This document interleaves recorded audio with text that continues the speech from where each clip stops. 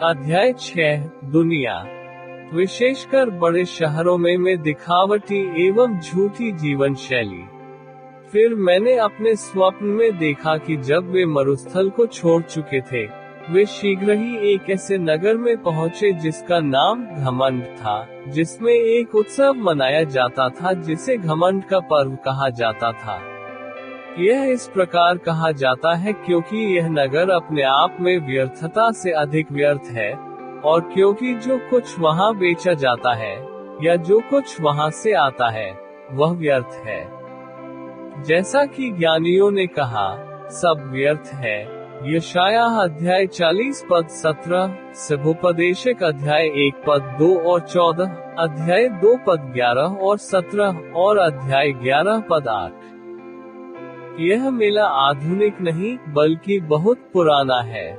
5000 वर्षों से यात्री स्वर्गीय शहर की यात्रा कर रहे हैं, जैसे अब ये दो अच्छे लोग हैं, और बीलज़ेबूब, अपुल्लयोन और सेना अपने साथियों के साथ, ये देखते हुए कि तीर्थयात्रियों ने जिस सड़क से यात्रा की थी, वह घमंड के इस शहर से होकर गुजरती है।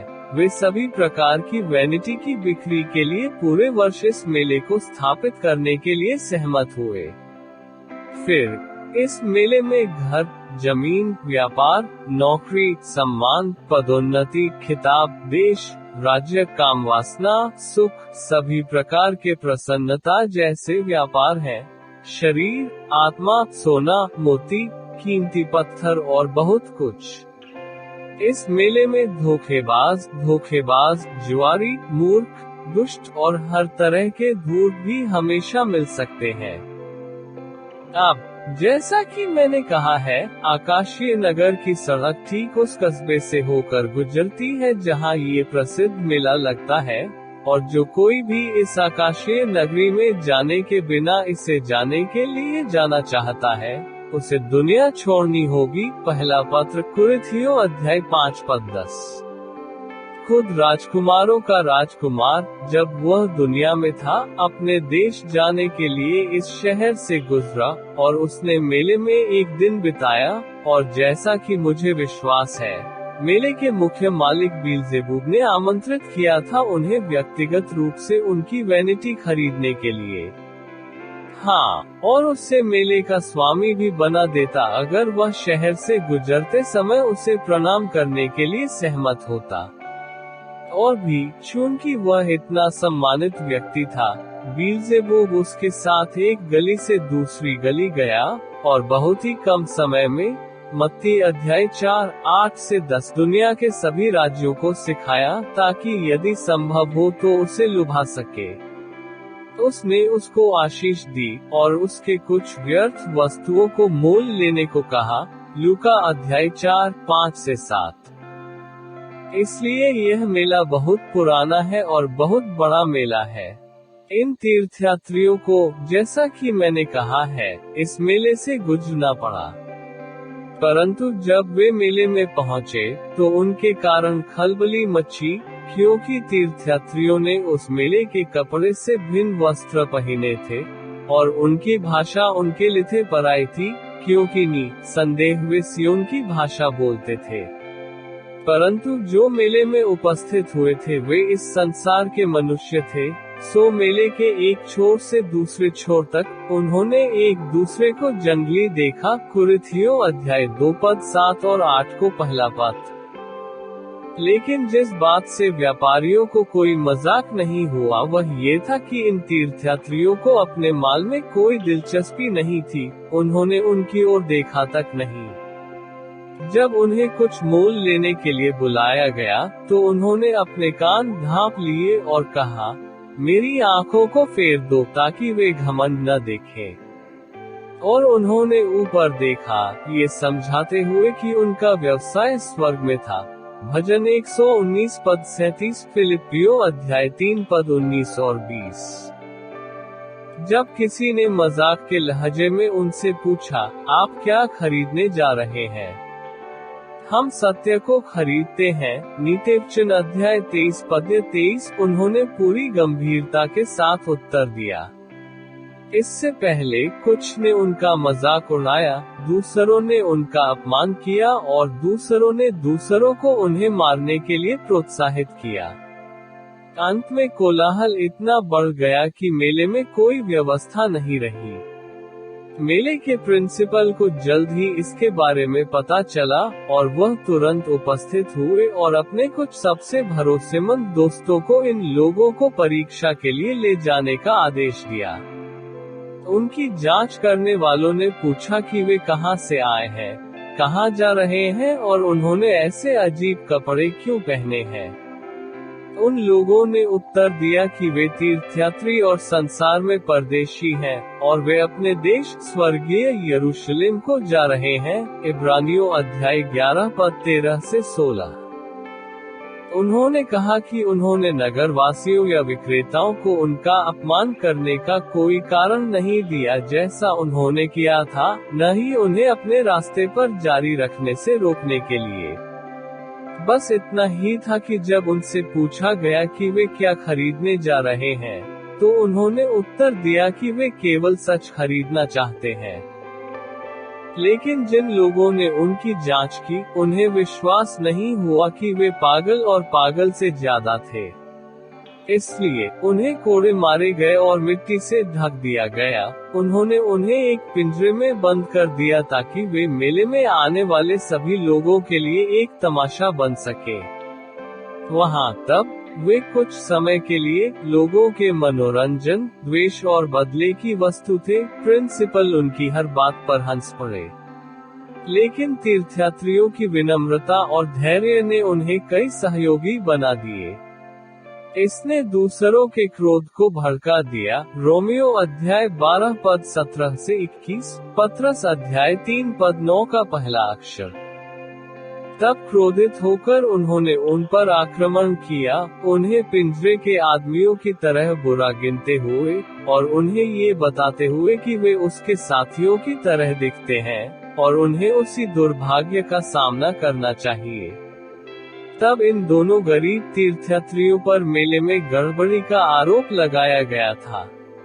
उन्होंने जो दुष्टता की थी और मेले में पुरुषों को धोखा दिया था, उसके लिए उन्हें बेरहमी से कोड़े मारे गए और मरने के लिए काठ में डाल दिया गया। यहाँ उन्हें याद आया कि उन्होंने अपने विश्वास पात्र मित्र को सुसमाचार सुनाते हुए क्या सुना था, और वे अपने कष्टों के बीच में प्रोत्साहित हुए, क्योंकि उसने उन्हें उनके बारे में बताया था। उन्होंने एक दूसरे को सांत्वना भी दी। थिस्सलुनीकियों के अध्याय 4 पद 18 का पहला पत्र खुद को उसके बुद्धिमान स्वभाव को सौंपते हुए जो सभी चीजों पर शासन करता है, और बड़े संतोष के साथ वे जिस स्थिति में थे उस स्थिति में बने रहे, इस प्रतीक्षा में कि उनका क्या होगा। वफादार का निर्णय। उन पर वैनिटी फेयर बिजनेस के दुश्मन होने का आरोप लगाया गया था। जज को अच्छे से नफरत थी। अपने बचाव में वफादार ने कहा कि वह शांति का व्यक्ति था और उसने केवल हर उस चीज के खिलाफ हो गया था जो प्रभु के विरोध में थी। जब दबाया गया तो उसने आखिर में कहा, मैं बाल्ज़बूल, तुम्हारे राजा और उसके सभी स्वर्गदूतों की अवहेलना करता हूँ। तब 3 गवाह आए, अर्थात ईर्ष्या, अंधविश्वास और अनुग्रह की खोज, जिनसे पूछा गया कि क्या वे अभियुक्त को जानते हैं और वे अपने स्वामी और राजा के नाम पर उसके विरुद्ध क्या कह सकते हैं। तब ईर्ष्या आगे आई और इस प्रकार कहा, मेरे स्वामी, मैं इस आदमी को लंबे समय से जानता हूँ और मैं इस माननीय अदालत के सामने शपथ के तहत पुष्टि कर सकता हूँ कि वह उस अच्छे से घृणा से बाधित था जिसने कहा था, 1 मिनट रुको। उसे शपथ दिलाई और उन्होंने वैसा ही किया। याकूब अध्याय 5 पद 12। और ईर्ष्या जारी रही। मेरे प्रभु, यह आदमी खुद को एक वफादार आदमी कहने के बावजूद हमारे देश में सबसे नीच लोगों में से एक है। वह राजकुमार, लोगों या कानून या रीति रिवाजों का सम्मान नहीं करता है, लेकिन लोगों को अपने विश्वासघाती विचारों को अपनाने के लिए मनाने के लिए वह सब कुछ करता है। जिसे वह आमतौर पर विश्वास और पवित्रता के सिद्धांत कहता है। और मैंने आपको ये कहते सुना है कि ईसाईयत और हमारी घमंडी आबादी के रीति रिवाज बिल्कुल विपरीत हैं, और इनका मेल नहीं हो सकता। ऐसा कहकर, मेरे स्वामी, आप न केवल हमारे सबसे प्रशंसनीय कार्यों की निंदा कर रहे हैं, बल्कि उन्हें करने के लिए हमें भी। तब उन्होंने अंधविश्वास कहा, और उससे पूछा कि वह अपने स्वामी और राजा के लिए और अभियुक्तों के विरुद्ध क्या निवेदन कर सकता है। उसने कहा, मेरे स्वामी, मैं इस आदमी को अच्छी तरह से नहीं जानता और न ही मैं इससे जानना चाहता हूँ, क्योंकि मैंने इसे ये कहते सुना है कि हमारा धर्म बेकार है और इससे ईश्वर को खुश करना असंभव है।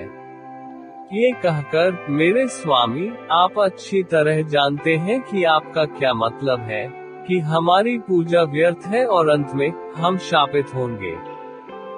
तब उन्होंने उससे अपक की मनसा करने की शपथ खाए, और उसे आज्ञा दी कि आपके स्वामी राजा के लिथे और बंधुए के विषय में जो कुछ तुझे मालूम हो, वह कह दे।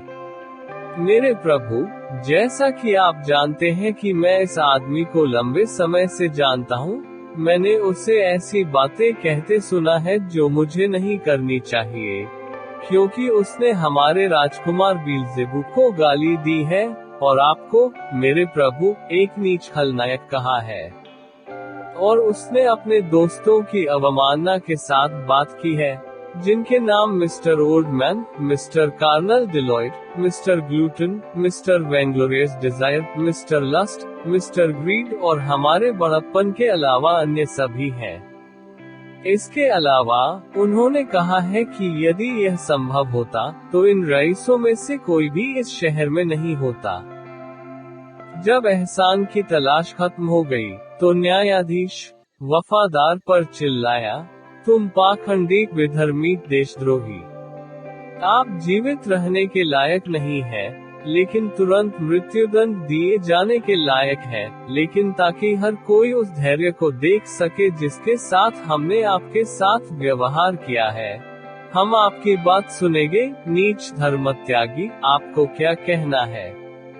विश्वासयोग्य व्यक्ति ने इस प्रकार उत्तर दिया, सबसे पहले मैं कहता हूँ, ठीक है, ईर्ष्यालु सज्जन ने जो घोषित किया है, उसके जवाब में, कि मैंने कभी भी निम्नलिखित से अधिक नहीं कहा है, कि कोई भी नियम, कानून, रीति रिवाज या लोग जो स्पष्ट रूप से परमेश्वर के वचन के विरुद्ध है, वे भी स्पष्ट रूप से ईसाई धर्म के विरोध में हैं। अगर मैं ये कहने में गलत रहा हूँ तो मुझे मेरी गलती का यकीन दिलाए, और मैं यहाँ आपके सामने इसे वापस लेने के लिए तैयार रहूँगा। दूसरा, अंधविश्वासी सज्जन के आरोप के संबंध में, मैंने केवल इतना ही कहा है कि ईश्वर की पूजा में ईश्वरीय विश्वास की आवश्यकता होती है, और यह कि ईश्वर की इच्छा के ईश्वरीय रहस्योद्घाटन के बिना कोई ईश्वरीय विश्वास नहीं हो सकता। इसलिए, जो कुछ भी परमेश्वर की आराधना में पेश किया जाता है जो दिव्य प्रकाशन के अनुसार नहीं है, वह केवल मानवीय विश्वास हो सकता है, वह विश्वास जो अनंत जीवन के लिए लाभदायक नहीं होगा। तीसरा, एहसान की खोज के बारे में क्या कहा गया है? मैं उत्तर देता हूँ कि इस शहर के राजकुमार सहायकों की भीड़ के साथ, जिसे उन्होंने खुद नामित किया था, इस शहर और इस देश की तुलना में नरक में बेहतर होगा, और भगवान की दया हो मुझे पर। जज ने जूरी को बुलाया। इस पूरे समय वह सुन रहा था और देख रहा था, और कहा, जूरी के सज्जनों, फिरौन महान, हमारे राजकुमार के सेवक के दिनों में, ताकि एक विपरीत धर्म के विश्वासियों की संख्या में वृद्धि न हो और वे बहुत मजबूत न हो, एक कानून बनाया गया था, जिसमें आदेश दिया गया था कि सभी नर शिशुओं को फेंक दिया जाए नदी में। निर्गमन अध्याय 1 पद 7 से 22। नबूकदनेस्सर महान, उसके एक अन्य सेवक के दिनों में भी एक व्यवस्था थी, जिसमें आज्ञा दी गई थी कि जो कोई उसकी सोने की मूरत की पूजा करने के लिए नीचे न गिरे, उसे आग के भट्ठे में डाल दिया जाए। दानियेल अध्याय 3 पद 1 से 18 तक। साथ ही दारा के समय में एक और आदेश प्रकाशित किया गया था, जिसमें यह आदेश दिया गया था कि जो कोई भी नियत समय के दौरान अपने अलावा किसी अन्य देवता का आह्वान करता है, उसे शेरों की मांद में फेंक दिया जाना चाहिए। दानियेल अध्याय 6 छंद 1 से 9। अब प्रतिवादी ने न केवल सोचा, बल्कि इन कानूनों का सार भी तोड़ दिया है, जो असहनीय है। इसलिए उसने कहा, यहाँ एक अपराध स्पष्ट है, क्योंकि वह हमारे धर्म के खिलाफ विवाद करता है, और देशद्रोह के लिए उसने कबूल किया है, वह मृत्युदंड का हकदार है। इसके साथ जुआरियों ने जानबूझकर वापस ले लिया। पहले मुख्य आध्यात्मिक अंधेपन के स्वामी ने कहा, मैं स्पष्ट रूप से देखता हूँ कि यह व्यक्ति एक विधर्मी है। तब निकम्मे सज्जन ने कहा, ऐसे विषय को लेकर इस धरती से उतर जाओ। हाँ, द्वेष के स्वामी का समर्थन किया, क्योंकि मैं उसके देखने के तरीके से नफरत करता हूँ। तब कामवासना के स्वामी ने कहा, मैं इसे कभी नहीं सहता। नहीं, मैं ऐयाशी का स्वामी जोड़ा, उन्होंने हमेशा मेरे जीने के तरीके के लिए मेरी निंदा की। उसे लिंच करने के लिए, उसे मारने के लिए चंचलता के स्वामी ने कहा, वह बेकार है। झूठ के भगवान ने कहा। एक दयनीय साथी, गर्व के स्वामी ने कहा, मुझे इससे नफरत है। शत्रुता के स्वामी ने कहा, लिंचिंग उसके लिए बहुत अच्छा होगा। क्रूरता के स्वामी ने कहा, आइए अब इसे रास्ते से हटा दे। प्रकाश से घृणा के स्वामी ने कहा, मौत के लिए दोषी ठहराओ। सो वे उसे बाहर ले गए कि उसके साथ व्यवस्था के अनुसार करे। पहले उन्होंने उसे कोड़े मारे, फिर उन्होंने उसे थप्पड़ मारे, उन्होंने उसके शरीर में चाकू घोंप दिए। उसके बाद उस पर पथराव किया गया, तलवारों से चोंच मारी गई और अंत में अलाव में जलाकर राख कर दिया गया। इस तरह विश्वासियों का अंत हुआ।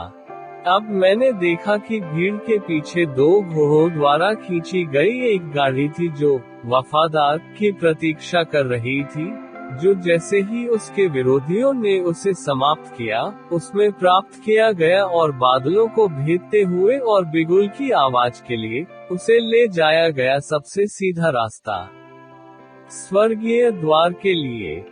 ईसाई के रूप में उनका अवकाश था और उन्हें जेल में वापस कर दिया गया था, जहां वे कुछ समय के लिए रहे थे। लेकिन वह जो सभी चीजों का निपटान करता है और उसके हाथ में लोगों के रोष को रोकने की शक्ति है, उसने ईसाइयों के बचने और अपने रास्ते पर जारी रखने की व्यवस्था की। और जब वह चला तो उसने गाया, कितने साहस के साथ, हे विश्वासयोग्य मनुष्य, क्या तुमने यीशु में अपने विश्वास को स्वीकार किया है, जिसके साथ तुम धन्य हो जाओगे, जबकि हठी काफिर अपने अपराध के योग्य दंड भुगतता है। एक अच्छे सैनिक की तरह मरने के लिए आपका नाम अमिट अक्षरों में लिखा हुआ है, और यदि आप दुनिया में और दुनिया के लिए मरते हैं, तो आप सुखों के अनंत जीवन का आनंद लेंगे। अब मैंने अपने सपने में देखा कि ईसाई अकेला नहीं गया, क्योंकि उसके साथ आशा नाम का एक व्यक्ति था, जो मेले में ईसाई और वफादार के शब्दों और आचरण से परिवर्तित हो गया था। इस प्रकार एक सच्चाई की गवाही देने के लिए मर गया, और दूसरा उसकी तीर्थयात्रा पर ईसाई का साथी बन गया। पोप ने ईसाई से कहा कि मेले से कई अन्य लोग भी थे, जो समय आने पर उनके उदाहरण का अनुसरण करेंगे।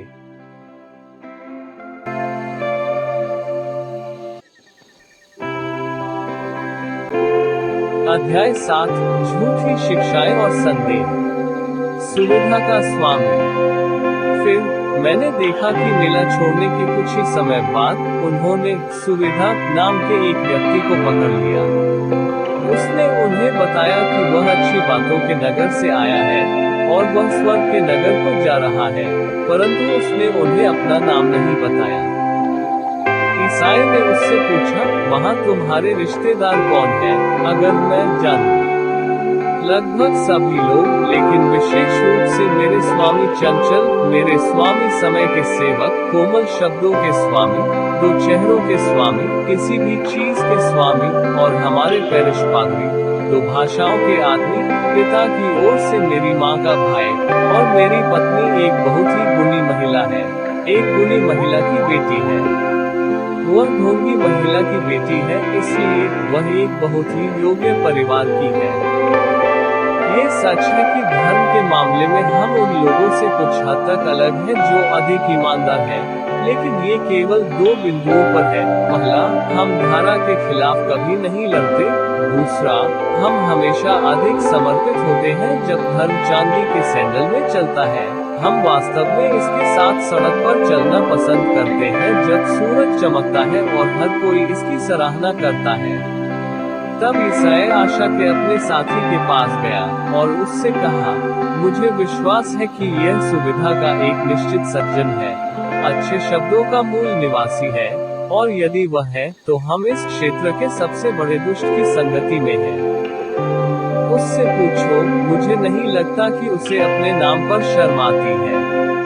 ईसाई ने उसे पकड़ने के लिए जल्दी की और उससे पूछा, सर, क्या आप अच्छे शब्दों के लोगों के सुविधा के स्वामी नहीं हैं? यह मेरा उपनाम है क्योंकि मैं हमेशा भाग्यशाली रहा हूँ कि मेरी राय आज के विचारों से मेल खाती है। मैं सही था कि तुम वही आदमी थे जिसके बारे में मैंने सुना था, और सच कहूँ तो मुझे डर है कि यह नाम तुम्हारे विचार से बेहतर है। ठीक है, अगर आप यही कल्पना करते हैं तो मैं इसमें मदद नहीं कर सकता। तुम पाओगे कि मैं अच्छी कंपनी हूँ अगर तुम मुझे अपने साथ चलने दो। यदि आप हमारे साथ जाते हैं तो आपको सभी बाधाओं के विरुद्ध जाना होगा, जो कि मैं देखता हूँ आपके स्वभाव के विरुद्ध है। तुम्हें भी वैसे ही धर्म का पालन करना होगा जब तुम चिथड़े पहनकर चलोगे जैसे तुम सुनहरी चप्पल पहनकर चलते हो, और जब वह जंजीरों में जकड़ी जाती है तो उसे उसके साथ उसी तरह साथ देना होगा जब वह तालियों की गड़गड़ाहट के बीच सड़कों से गुजरती है। अपने आप को थोपने या मेरे विश्वास पर सवाल उठाने की कोशिश मत करो। मुझे मेरी स्वतंत्रता छोड़ दो और मैं तुम्हारे साथ चलूंगा। गलातियों अध्याय 5:13। एक कदम और नहीं अगर आप हमारी तरह सब कुछ नहीं करते हैं। तब सुविधा ने निष्कर्ष निकाला, मैं अपने पुराने सिद्धांतों को कभी नहीं बदलूंगा, क्योंकि वे हानिकारक नहीं बल्कि लाभकारी हैं। यदि आप मुझे अपने साथ नहीं जाने देंगे तो मुझे अकेले जाना होगा जब तक कि मुझे कोई ऐसा नहीं मिल जाता जो मेरी कंपनी को पसंद करता हो। सुविधा के साथ ही फिर मैंने अपने सपने में देखा कि ईसाई और होप उसे छोड़कर एक अच्छी दूरी पर उसके आगे चल रहे थे, लेकिन उनमें से एक ने पीछे मुड़कर देखा। 3 आदमियों को देखा जो सुविधानुसार पीछा कर रहे थे, और जब वे उसके पास आए तो उसने उन्हें एक गहरी श्रद्धा दी, जिसका उन्होंने जवाब दिया। पुरुषों के नाम संसार के मोह, धन के लोभ और लोभ थे, और वे अतीत में मिले थे क्योंकि वे लाभ की इच्छा के शहर में सहपाठी थे, और कला को पूर्णता तक सीखा था, या तो धोखाधड़ी, चापलूसी, झूठ या धार्मिक होने का ढोंग करके। जब उन्होंने एक दूसरे का अभिवादन किया तो पैसे के प्यार ने सुविधा मांगी, क्योंकि वे ईसाई और आशा को देख सकते थे। वे कौन हैं जो आगे बढ़ते हैं? वे एक युगल हैं जो दूर देश से आए हैं और जो एक ही तीर्थ यात्रा कर रहे हैं। फिर पैसे के प्यार ने पूछा, और तुम हमारी प्रतीक्षा क्यों नहीं करते, ताकि हम तुम्हारी अच्छी संगति का आनंद उठा सकें? चूंकि वे, हम और आप, मुझे उम्मीद है, एक ही तीर्थ यात्रा कर रहे हैं। हाँ, लेकिन ये लोग बहुत कठोर हैं, सुविधा का उत्तर दिया, और वे अपनी धारणाओं से इतना प्रेम करते हैं, और दूसरों की राय को इतना कम महत्व देते हैं, कि भले ही वे धर्मपरायण हो, यदि वे हर बात में उनसे सहमत न हो, तो वे उनके साथ चलने से इनकार कर देते हैं। ये बुरी बात है, लालच कहा, लेकिन हम कुछ ऐसे लोगों के बारे में पढ़ते हैं जो बहुत ही न्यायप्रिय हैं, और उनकी कठोरता उन्हें अपने अलावा सभी को जज और निंदा करती है। लेकिन कितने और किन मुद्दों पर आपके मतभेद थे? समीक्षीनता ने उन्हें समझाया, उनका मानना है कि यह उनका कर्तव्य है कि मौसम कैसा भी हो, रास्ते पर चलते रहें, जबकि मैं अनुकूल हवा और ज्वार की प्रतीक्षा करता हूँ। वे जोखिम के बावजूद दृढ़ रहते हैं, मैं इसे जोखिम नहीं लेना पसंद करता हूँ। वे प्रभु के लिए सब कुछ खोने को तैयार हैं, मैं अपने जीवन और संपत्ति को सुरक्षित रखने के लिए हर लाभ लेने में विश्वास रखता हूँ। वे अपने धर्म पर तब भी चलते हैं जब वह चिथड़े और तिरस्कार में होता है, लेकिन मैं उससे सहमत हूँ जैसे वह धूप में चांदी की सैंडल पहनकर चलती है और तालियों से घिरी रहती है। दुनिया के प्रति लगाव जोड़ा गया, और आप सही हैं, क्योंकि मेरे हिस्से के लिए यह मुझे लगता है कि यह एक मूर्ख है जो अपने पास रखने की स्वतंत्रता रखता है, इतना मूर्ख है कि वह इसे खोने को तैयार है। आइए सांपों की तरह चालाक बने। मेरे लिए, मैं उस धर्म को पसंद करता हूँ जो कारण से शासित होता है, क्योंकि भगवान ने हमें जीवन में अच्छी चीजें दी हैं, उनकी इच्छा है कि हम उन्हें बनाए रखें। इब्राहिम और सुलेमान धार्मिक होकर धनवान बने, और अय्यूब कहता है कि भले मनुष्य सोने को धूली के समान बटोरेगा, परंतु जो पुरुष आगे बढ़ते हैं, वे ऐसा नहीं सोचते, यदि वे वैसे ही हो जैसा तुम उन्हें बताते हो। मुझे लगता है कि हम सभी इस पर सहमत हैं, इसलिए हमें इसके बारे में और बात करने की आवश्यकता नहीं है। लालच कहा। पैसे के प्यार ने कहा, नहीं, इस बारे में बात जारी रखने का कोई कारण नहीं है, क्योंकि जो शास्त्रों या कारण में विश्वास नहीं करता, और आप देखते हैं कि हमारे पास दोनों है, वह न तो अपनी स्वतंत्रता जानता है और न ही वह अपनी सुरक्षा चाहता है। फिर उन्होंने समीचीनता पूछी, जैसा कि आप देख सकते हैं, भाइयों, हम सभी तीर्थ यात्रा पर हैं। मुझे निम्नलिखित मामले का प्रस्ताव करने दें। मान लीजिए कि एक व्यापारी को इस जीवन का अच्छा आशीर्वाद प्राप्त करने का मौका मिला, और अगर वह उन्हें किसी भी तरह से प्राप्त नहीं कर सका सिवाय कम से कम जाहिरा तौर पर धर्म के कुछ बिंदुओं पर असाधारण रूप से उत्साही बनने के लिए, जिसके बारे में उसने पहले कभी नहीं सोचा था, क्या वह इस उद्देश्य को प्राप्त करने के लिए इस साधन का उपयोग नहीं कर सकता था, और फिर भी एक बहुत ही ईमानदार व्यक्ति नहीं हो सकता था? शायद एक चरवाहा, पैसे का प्यार कहा, क्या वह अपने सिद्धांतों को बदलकर, या एक व्यापारी धार्मिक बनकर बेहतर जीवन नहीं जी पाएगा? इसके अलावा, जो मनुष्य धार्मिक बनकर इसे प्राप्त करता है, वह प्राप्त करता है जो अच्छा है। इसलिए, धार्मिक बनना, ये सब हासिल करने के लिए, एक अच्छी और लाभदायक योजना है। सुविधा के सवाल पर पैसे के प्यार के जवाब की सभी ने सराहना की, इसलिए वे सहमत हुए कि, सामान्य तौर पर, ये बेहद स्वस्थ और फायदेमंद था। और क्योंकि, जैसा कि वे मानते थे, कोई भी उनका खंडन नहीं कर सकता था, और क्योंकि ईसाई और आशा अभी भी थोड़ी दूरी पर थे, वे उनसे संपर्क करने और उनसे सवाल पूछने के लिए सहमत हुए, खासकर जब से उन्होंने समीचीनता का विरोध किया था।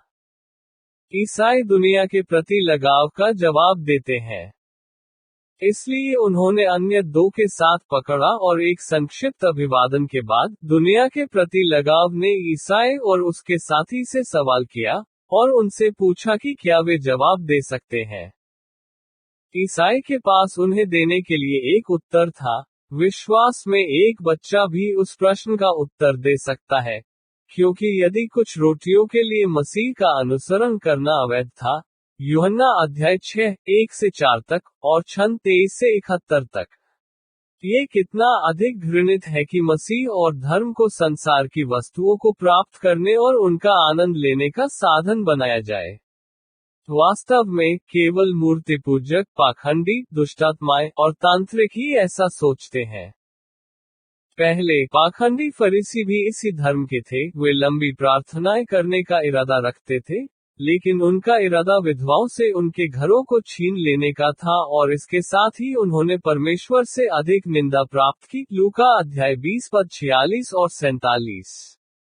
दूसरा, यहूदा उस धर्म का था, वह थैले के लिए पवित्र था और उसमें क्या डाला गया था, लेकिन वह खो गया था, उसे बाहर फेंक दिया गया था और विनाश का एक सच्चा पुत्र माना गया था। यूहन्ना अध्याय 12 छंद। तीसरा, शिमोन जादूगर ने भी इस धर्म का अभ्यास किया, क्योंकि वह अधिक पैसा कमाने के लिए पवित्र आत्मा चाहता था और उसने पतरस से वह उत्तर प्राप्त किया जो उसके अनुरूप था। प्रेरितों के कार्य अध्याय 8 पद 19 से 22 तक। ईसाई ने आगे कहा, जो मनुष्य संसार के लिए धर्म अपनाता है, वह संसार के लिए धर्म का त्याग भी करेगा।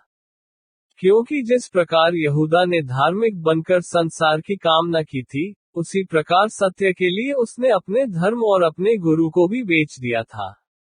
आपके प्रश्न का उत्तर हमें देना, जैसा कि मैं देख रहा हूं कि आपने किया है, और उक्त उत्तर को प्रामाणिक मानना मूर्तिपूजक, पाखंडी और शैतानी है, और आपका प्रतिफल आपके कार्यों के अनुसार होगा। गलतियों अध्याय 6 पद 7 और 8। फिर उन्होंने ईसाई से कहने के लिए एक शब्द भी कहे बिना एक दूसरे की ओर देखा। होप अपने साथी के जवाब से सहमत थी, इसलिए उनके बीच एक बड़ी खामोशी छा गई। समीचीनता और उसके साथी लड़खड़ा गए और पीछे पड़ गए, जिससे ईसाई और आशा उनके आगे निकल गए। ईसाई ने अपने साथी से कहा, यदि ये लोग मनुष्य की सजा के सामने खड़े नहीं हो सकते हैं, तो वे भगवान की सजा सुनकर क्या करेंगे? यदि वे मिट्टी के बर्तनों के सामने गूंगे हों, तो जब भस्म करने वाली आग की लपटें उन्हें डांटेंगी, तब वे क्या करेगी? श्री देमास। तब ईसाई और एस्पेरांसा तब तक जारी रहे जब तक कि वे इल रिलिवियो नामक एक सुंदर मैदान में नहीं पहुंचे, जहां वे बड़े संतोष के साथ चले, लेकिन मैदान सनकरा था, और उन्होंने जल्द ही इसे पार कर लिया। मैदान के दूसरी ओर एक पहाड़ी थी जिसे लुकरे कहा जाता था, और उस पर एक चांदी की खदान थी, जहां कई लोग जो पहले इस सड़क से गुजरे थे, जिज्ञासा से प्रेरित होकर सड़क की दुर्लभता को देखते थे। लेकिन उस छेद के बहुत करीब पहुंचकर जहां जमीन पक्की नहीं थी, उसने रास्ता दे दिया और वे गिरकर मर गए। वहां अन्य लोगों को भी चोटें आईं, जिससे वे जीवन भर के लिए अपंग हो गए। तब मैंने स्वप्न में देखा कि सड़क से कुछ ही दूरी पर चांदी की खान के सामने में देमास थे, सज्जन की पोशाक, जिन्होंने पास आने वालों को पास बुलाकर देखने के लिए बुलाया, और ईसाई और उनके साथी से कहा, नमस्कार, निकट आओ और मैं तुम्हें कुछ दिखाऊंगा। दूसरा तीमुथियुस अध्याय 4 पद 10। ऐसा क्या है जो देखने लायक है? यहाँ चांदी की खान है, और उसमें कुछ आदमी खजाना पाने के लिए खुदाई कर रहे हैं। अगर वे आ जाएं, तो थोड़े से प्रयास से वे धनवान बन सकते हैं। चलो उसे देखने चलते हैं, उम्मीद कहा। मैं नहीं करता, ईसाई ने कहा, हम एक कदम न भटकें, बल्कि अपने पथ पर डटे रहें। मैं आपको विश्वास दिलाता हूं कि सुविधा आने पर यदि उन्हें हमारे जैसा ही निमंत्रण मिलेगा तो वह अवश्य स्वीकार करेंगे। वास्तव में, मुझे कोई संदेह नहीं है, क्योंकि उनके सिद्धांत उन्हें उस ओर ले जाएंगे और मैं 100 से 1 की शर्त लगाता हूं कि वह वहीं मर जाएंगे। तब तक सुविधा और उसके साथी आ गए, और देमास द्वारा दिए गए पहले संकेत पर वे वहां से चले गए। क्या वे अंदर देखकर छेद में गिर गए थे? क्या वे काम करने के लिए नीचे गए थे या नीचे की ओर दम घुट गया था, जो आमतौर पर होता है? मुझे नहीं पता, लेकिन मुझे ये पता है कि हमने उन्हें फिर से सड़क पर नहीं देखा। ईसाई ने एक गीत गाया जिसमें कहा गया था, समीचीनता और श्री देमास सहमत हुए, एक पुकारता है और दूसरा उसके लाभ में भाग लेने के लिए दौड़ता है। वे इस संसार में अपना मनोरंजन करते हैं और परलोक के बारे में नहीं सोचते। भगवान की नदी और फुटपाथ पर घास का मैदान। रास्ते में उन्होंने अचानक अपने आप को एक सुखद नदी के तट पर पाया जिसे दाऊद ने परमेश्वर की नदी कहा था। भजन 65 पद 7। ईसाई और उसका साथी बड़े आनंद से वहां की ओर चल पड़े। उन्होंने पानी पिया, जिससे उनकी आत्माओं को पुनर्जीवित किया गया। दूसरी ओर सब प्रकार के फलों और औषधीय पत्तों से लदे हरे पेड़ थे। सुंदर कुमुदिनी के साथ एक घास का मैदान भी था, जहां वे सोने के लिए लेटते थे। कई दिनों तक वे ऐसा ही करते रहे। फिर उन्होंने गाना गाया और चले गए। वे ज्यादा दूर नहीं गए थे कि नदी और सड़क अलग हो गए, जिसका उन्हें बहुत अफसोस था, लेकिन उन्होंने रास्ता छोड़ने की हिम्मत नहीं की, हालांकि रास्ता मुश्किल हो गया था। तीर्थयात्रियों के पैर उनकी यात्रा से बहुत खराब थे। कैसे उन्होंने एक आसान रास्ते की कामना की होगी। संख्या अध्याय 21 पद्य 4। थोड़ा आगे, सड़क के बाईं ओर, एक घास का मैदान था जिसे पथ का घास का मैदान कहा जाता था, जिसमें लकड़ी की कुछ सीढ़ियां चढ़कर प्रवेश किया जाता था जो एक बाढ़ के ऊपर से गुजरती थी। तब ईसाई ने अपने साथी से कहा, यदि यह घास का मैदान अभी भी सड़क के किनारे है, तो चलो इसके माध्यम से चलते हैं। वास्तव में, वह देखने के लिए सीढ़ियां चढ़ गया, और बाढ़ के दूसरी ओर एक रास्ता था जो पथ की दिशा का अनुसरण करता प्रतीत हो रहा था। ये वैसा ही है जैसा मैं चाहता था, ईसाई ने कहा। यहाँ के आसपास चलना आसान है, आओ दोस्त तुम उम्मीद, चलो दूसरी तरफ। लेकिन क्या होगा अगर यह रास्ता हमें भटका दे? संभावना नहीं, उत्तर था। देखो, क्या तुम देखते हो कि वह सड़क के किनारे दौड़ता है? फिर होप ने इन शब्दों से आश्वस्त होकर उसका पीछा किया और उन्होंने बाढ़ को पार कर लिया। एक बार जब वे रास्ते पर जा रहे थे, तो उन्होंने पाया कि यह वास्तव में उनके पैरों के लिए बहुत आरामदायक था, और आगे उन्होंने उसी दिशा में एक आदमी को चलते देखा, जिसका नाम विन कॉन्फिडेंस था। लेकिन रात आई और इतना अंधेरा हो गया कि तीर्थयात्रियों की दृष्टि सामने वाले से हट गई। रास्ते को स्पष्ट रूप से अलग करने में सक्षम नहीं होने के कारण, व्यर्थ विश्वास एक गहरे छेद में गिर गया, जो उन देशों के राजकुमार द्वारा जानबूझकर खोदा गया था ताकि घमंडी मूर्खों को फंसाया जा सके, और गिरते ही बिखर गया। यशायाह अध्याय 9 छंद 16।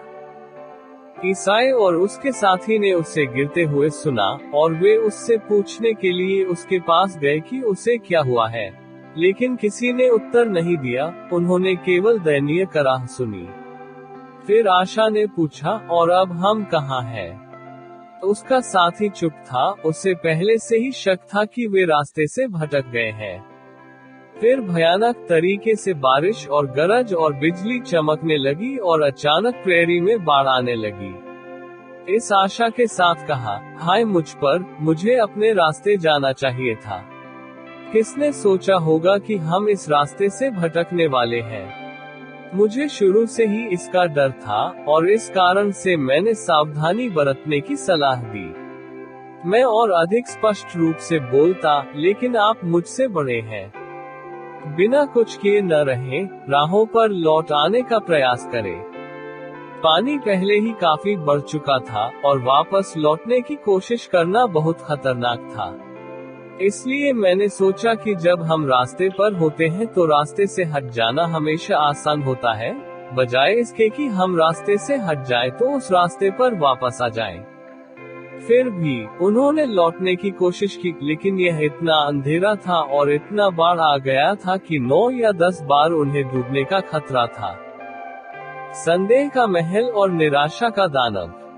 पूरी रात उन्हें बाढ़ की सीढ़ियां नहीं मिली। अंत में, एक छोटी सी आश्रय की जगह पाकर, वे भोर तक प्रतीक्षा करने के लिए वहीं बैठ गए, लेकिन वे सो गए। अब, जहां वे सोए थे, वहां से कुछ ही दूर एक महल था जिसे संदेह का महल कहा जाता था। उसका मालिक निराशा का दैत्य था। जहां वे सोए थे वह भूमि भी उसी की थी। यह एक बहुत सुबह उठकर अपनी संपत्ति के माध्यम से टहलने गया और ईसाई और आशा को अपनी भूमि पर सोता पाया। कर्कश और क्रोधित आवाज के साथ उसने उन्हें जगाया और पूछा कि वे कहां से आए हैं और वे अपने डोमेन में क्या कर रहे हैं। उन्होंने उसे उत्तर दिया कि वे तीर्थयात्री थे और वे रास्ता भटक गए थे। वे बिना आज्ञा मेरे देश में घुस आए हैं। विशाल ने कहा, तो अब मेरे साथ आओ। इसलिए उन्हें जाने के लिए विवश किया गया क्योंकि वह उनसे अधिक शक्तिशाली था। वे भी ज्यादा कुछ नहीं कह सके क्योंकि वे जानते थे कि वे दोषी हैं। इसलिए दैत्य ने उन्हें अपने आगे जाने दिया और उन्हें महल में ले गया। उन्हें एक बहुत ही अंधेरी कालकोठरी में डाल दिया, जो 2 आदमियों की आत्मा के लिए गंदी और घृणित थी। भजन 28 पद 18। वहाँ वे बुधवार की सुबह से लेकर शनिवार की रात तक बिना रोटी के एक टुकड़े या पानी की एक बूंद के ही रहे। मित्रों और परिचितों से दूर उसकी स्थिति दयनीय थी। ईसाई को दोहरा दुख हुआ क्योंकि उसकी लापरवाही के कारण वे इस पीड़ा से गुजर रहे थे। निराशा के दैत्य की एक पत्नी थी जिसका नाम अविश्वास था, और जब वे बिस्तर पर गए तो उसने उसे बताया कि उसने क्या किया है। उसने उससे पूछा कि वे कौन थे, वे कहां से आए थे और क्या उसने उन्हें बांधा था, और उसने उसे बताया। फिर उसने उसे अगली सुबह उन्हें बेरहमी से पीटने की सलाह दी। वास्तव में जब वह उठा तो उसने एक भयानक क्लब लिया और कालकोठरी में जाकर वह उनके साथ कुत्तों जैसा व्यवहार करने लगा, हालांकि उन्होंने उसे कभी इसका कारण नहीं बताया। वह उन पर कूद पड़ा और उन्हें इतनी बुरी तरह पीटा कि वे हिल भी नहीं सके। ये किया, वह वापस ले लिया। वह पूरा दिन पीड़ा और रोने के सिवाय और कुछ नहीं था। अगली रात अविश्वास ने अपने पति से कहा कि उन्हें अपनी जीवन लीला समाप्त करने की सलाह दी जानी चाहिए। जब भोर हुई तो वह वहां गया जहां वे पहले थे, नाराज तरीके से, और उनसे कहा कि चूंकि वे उस जगह को कभी नहीं छोड़ेंगे, इसलिए उनके लिए बेहतर होगा कि वे चाकू से आत्महत्या कर ले, रस्सी या जहर। क्योंकि उन्होंने बताया, ये कैसे संभव है कि वे कड़वाहट से भरा जीवन चाहते हैं।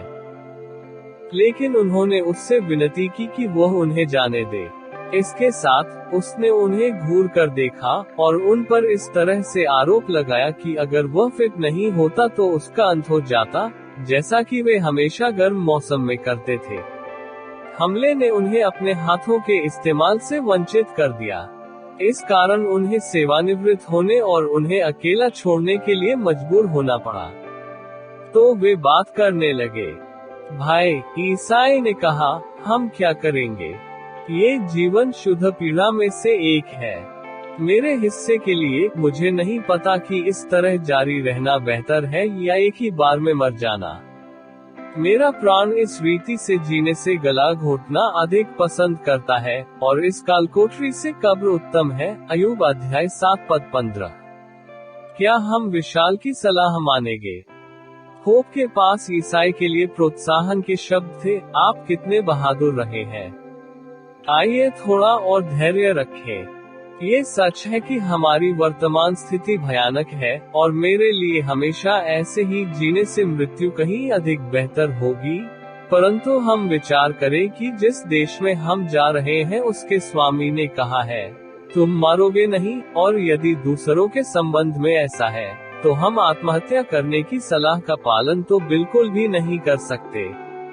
इसके अलावा भाई, हमने कब्र में आराम करने की बात की, लेकिन क्या आप भूल गए हैं कि मारने वाले कहाँ जाते हैं? क्योंकि किसी हत्यारे के पास अनंत जीवन नहीं है। यूहन्ना अध्याय 3 पद 15 का पहला पद। इन शब्दों के साथ आशा अपने भाई को शांत करने में कामयाब रही, और वे उस दिन अंधेरे में अपनी उदास और दयनीय स्थिति में साथ साथ चलते रहे।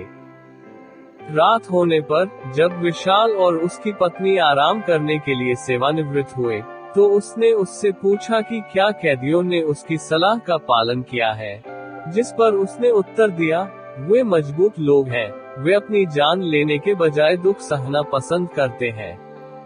उसने उत्तर दिया, कल उन्हें महल के आंगन में ले जाओ और उन्हें उन लोगों की हड्डियां और खोपड़ी दिखाओ जिन्हें तुमने पहले ही भेज दिया है, और उनसे कह कि सप्ताह के अंत में तुम उन्हें सत्यानाश करोगे, जैसा कि तुमने उनके भाइयों के साथ किया है। जब सुबह हुई तो दैत्य वापस लौटा और उन्हें महल के आंगन में ले गया और उन्हें वह सब कुछ दिखाया जो उसकी पत्नी ने उसे बताया था। इन कहा, वे तुम्हारे जैसे तीर्थयात्री थे और वे बिना अनुमति के मेरी संपत्ति में प्रवेश कर गए, जैसा कि तुमने किया था, और जब मैंने चाहा तो मैंने उन्हें टुकड़े टुकड़े कर दिया, इसलिए 10 दिन के भीतर मैं तुमसे ऐसा ही करूँगा। आओ, अपक की कालकोठरी में लौट जाओ। और इन्हीं के साथ वह उन्हें सब रास्ते मारते हुए वापस ले गया।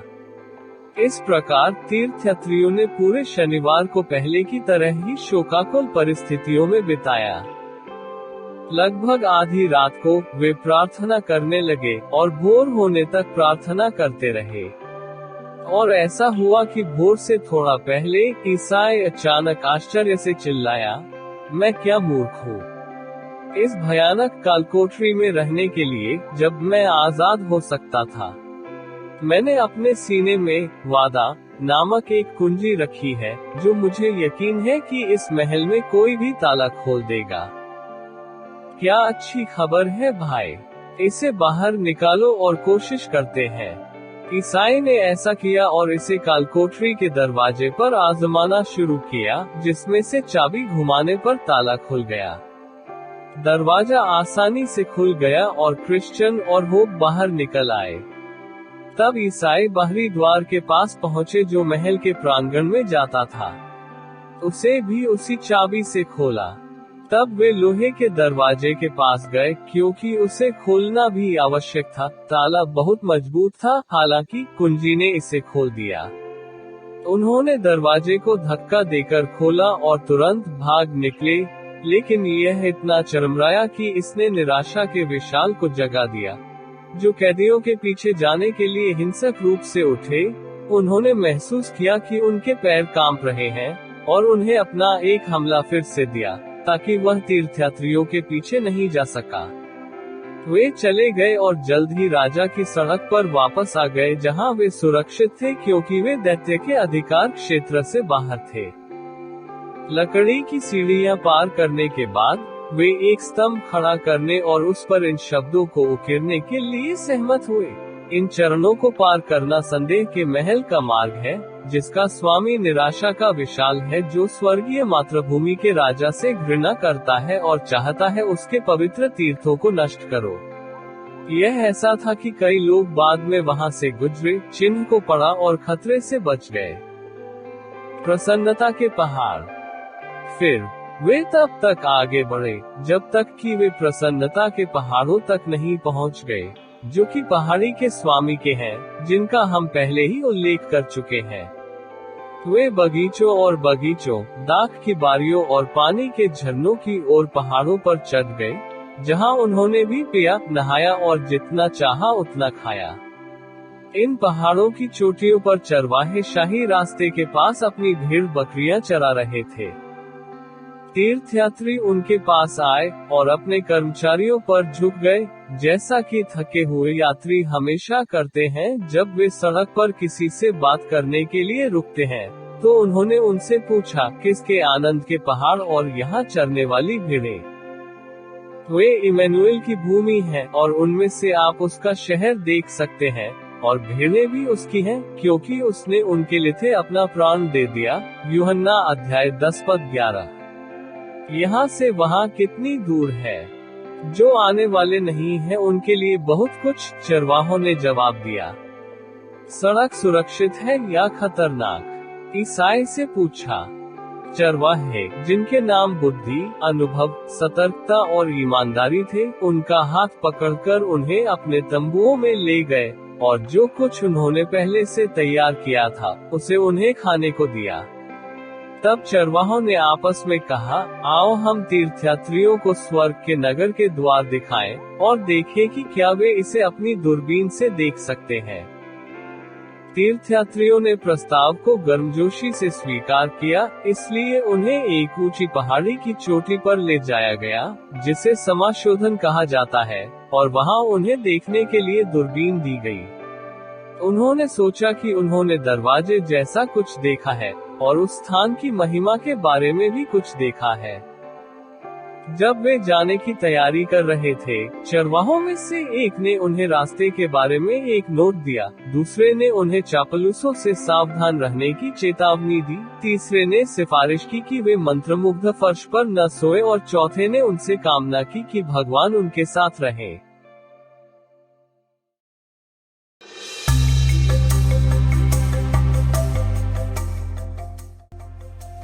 सुनने वाले प्रिय मित्र, एल पॉलीग्लोटा क्रिस्टियानो टीम की ओर से हम आपका अभिवादन करते हैं और हमें प्रसन्नता है कि आप इस चैनल का आनंद लेते हैं जो आपके लिए बनाया और डिजाइन किया गया है, जहां आप अपनी भाषा में सर्वश्रेष्ठ ईसाई शीर्षकों के अनुकूलन को सुन सकते हैं। ईसाई क्षेत्र में प्रसिद्ध लेखकों द्वारा लिखी गई पुस्तकें और परमेश्वर के वचन से प्रेरित है। जॉन ब्यान का जन्म मेलस्टो, बेडफोर्डशायर, इंग्लैंड में 1628 में हुआ था और उनकी मृत्यु 1688 में लंदन में हुई थी। वह एक ब्रिटिश बैप्टिस्ट प्रचारक थे। यद्यपि जॉन ब्यान ने शुद्धतावाद के धार्मिक विचारों को व्यक्त करने के लिए एक वाहन के रूप में अपने काम की कल्पना की, सच्चाई यह है कि उनके गद्य की स्पष्टता और रोजमर्रा की जिंदगी के संदर्भों ने उन्हें बाद के ब्रिटिश साहित्य के लिए एक मॉडल बना दिया। मोक्ष की तलाश में जीवन के माध्यम से एक व्यक्ति की यात्रा की यह प्रसिद्ध कहानी अब तक लिखे गए विश्वास के सबसे मनोरंजक और शानदार रूपकों में से एक है। अंग्रेजी साहित्य का ये सबसे महत्वपूर्ण कार्य आज धर्मशास्त्र और प्यूरिटन विचार का सबसे अच्छा व्याख्यात्मक रूपक माना जाता है। पुस्तक पवित्र शास्त्र में गहराई से डूबी हुई है क्योंकि बनन एक प्रतिबद्ध और लगातार बाइबल का विद्यार्थी था। अगले सप्ताह हम आपको तीर्थयात्री की प्रगति नामक इस श्रृंखला के अंतिम अध्यायों के साथ आने के लिए आमंत्रित करते हैं। और अगर आपको यह वीडियो और चैनल पसंद आया है, तो हम आपको लाइक और सब्सक्राइब करके हमें बढ़ने के लिए समर्थन करने के लिए प्रोत्साहित करते हैं ताकि हम आपके लिए सबसे अच्छी सामग्री लाने के लिए काम करना जारी रख सके। ईश्वर आपको बहुत आशीष दे।